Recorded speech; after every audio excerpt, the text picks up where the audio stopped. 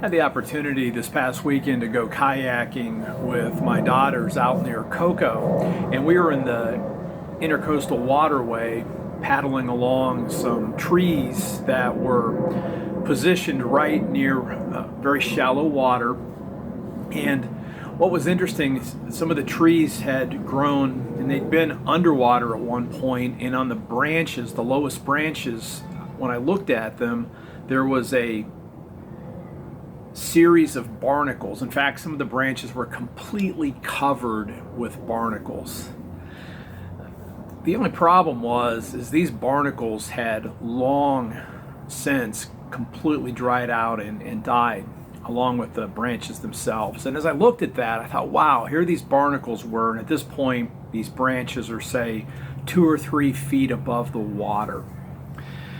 But as I thought about it, I thought, wow, just think, at some point in the past, it had made perfect sense for those barnacles to attach to these tree branches.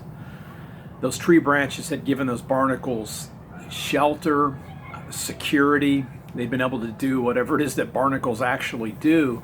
But the problem was they were so attached to the branch that as either the tree grew and the branches came back above the water, or actually just the water table itself lowered, whichever that was, or a combination of both, the barnacles, no matter how robust they would have been when they were attached to the branch when it was underwater, as soon as they were above water, their ability to become deeply attached and rooted become their very downfall. So their strength became their downfall, and instead of being robust, they simply were dried out, or maybe even a meal for a seagull or insects or whatever else eats barnacles when they get exposed to the sun.